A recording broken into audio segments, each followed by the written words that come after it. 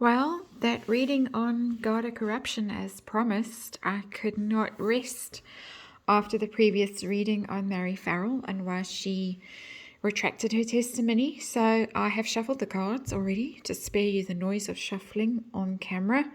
I cut them in front of you so you can see that I am cutting them.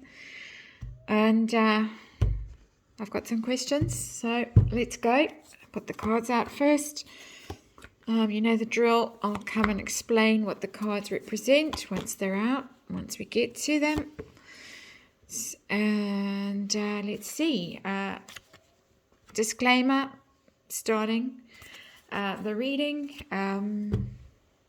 Entertainment purposes only. Tarot is meant as an entertainment tool. It's not meant to implicate anyone, insinuate anything. So just clarifying that, because we don't want to go into trouble here. So underlying energy of the Garda corruption thing is the Queen of Cups, and I'm talking mostly about Mary Farrell. All right. So they played on emotions. Whatever was going on in here, this is the underlying energy in the whole situation. Either they played on emotions, because Queen of Cups can be quite a manipulative card. It's in the upright again, so it's not in its negative aspect. It could be that they're simply concerned about a woman who has been murdered, obviously, and want the best outcome, the most just outcome for this woman who's been murdered. So we'll see. But yeah, a lot of emotions, potentially manipulation of female emotions. So that's interesting to start with. And a duplicate kind of question, my first card out, is the energy around the Garda corruption question. Remember in the previous reading, I got the King of Cups. Now I get King of Wands, excuse me. Now I get the Queen of Wands. It's the matching energy, but the female version of the matching energy. So again, I'm getting this idea of persuasion, of media, of messages, of look, we need to get this right. Follow us, trust us, believe us. We're doing the right thing here.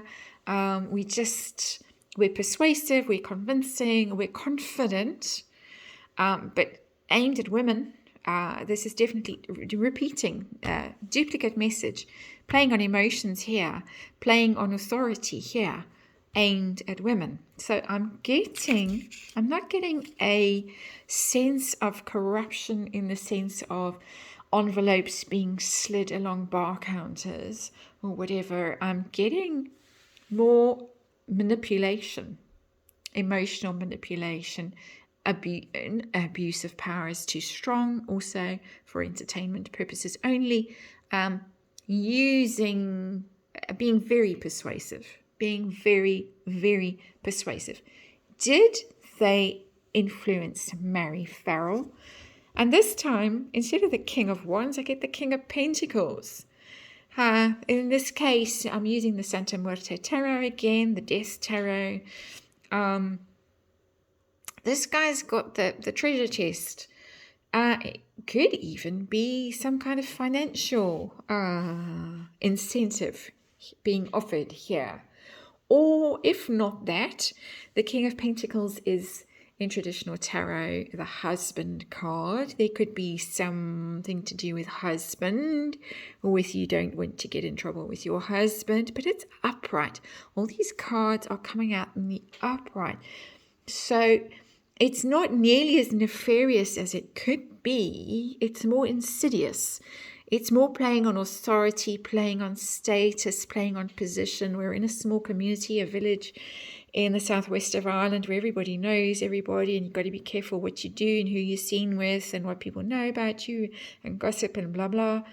And the King of Pentacles is very stable. If he's not a husband, he's the boss. He's the big guy. He's the good guy. He's the one with the treasure chest. So Interesting. That's Mary Farrell. Those are my Mary Farrell questions. I'm not really getting a big loud yes, but I'm getting hints and innuendo of a yes, a more subtle form of influence than corruption. I think corruption is the wrong word here. We're looking more at influence. This card, I asked, is there any other way, apart from Mary Farrell, that they compromised the investigation? Was there any other way that Garda, corruption, strong word for entertainment purposes only, Garda, corruption, compromised the investigation? And wow, out comes Major Arcana, the Hanged Man. Literally, the person who is scapegoated, who is picked out for, you're our fall guy, you're the guy we're going to punish, you're the guy we're going to hang at the crossroads. And there you go. A very clear indication that they focused very quickly on Ian Bailey as the only possible suspect and ignored any other possible suspects, any other possible leads, focused on him and decided that they needed to pin him down with a witness who saw him on Kilfadder Bridge. Very interesting. Very, very interesting. The fall guy. Following on from that, did they threaten Ian Bailey? In the documentary, and he alleged that they, made gunshot. We're going to shoot you. You'll find you dead in a ditch, kind of a thing. They physically threatened him. They made shooting gestures and stuff like that. So did they? Again, I'm getting this idea. I've got the King of Cups now, the match to the Queen of Cups. This idea of emotional manipulation. This guy's drinking. There could be, hey, we know you've got a drinking problem. We know that you get out of it when you're drunk. It's not, we're going to bury you at the bottom of Roaring Water Bay in a concrete barrel. It's more insidious again. So I'm not getting actual threats of violence. I'm getting more using his weaknesses against him. And my final question in this reading on Garda corruption, and again, corruption seems to be kind of a wrong word here. Do they think that he is guilty? Do the Gardaí really believe that this hanged man that they singled out is guilty? I'm getting the Knight of Pentacles in the upright, and the Knight of Pentacles and the upright is patience, steady progress. I think that what's coming off this card for me is the idea that they believed that he's guilty, and they believed that if they just hung in there for long enough, this is the card of waiting something out, of just one foot in front of the other, day after day after day after day, and it's upright.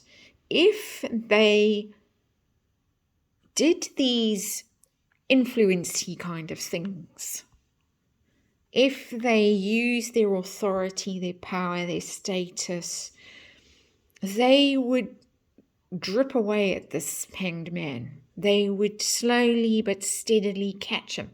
They didn't have anything solid to go on in those days, particularly forensic evidence wasn't what it is now. Their experience wasn't adequate. The first murder that they'd investigated there in 100 years. They thought slowly catchy monkey. If they just waited it out, if they sat it out, if they put this kind of pressure on people, people would eventually crack and confess. So I think they did think he was guilty, and they thought that if they waited long enough, the truth would come out. This is not doing real investigations and being proactive. It's more kind of sitting back and waiting for the case to solve itself. So that's my indictment of them and their procedures, their investigation. Maybe hasn't really answered the question, or maybe it's answered it in a way that it didn't really expect. And that probably one of the reasons why this case has been so hard to solve is that there's been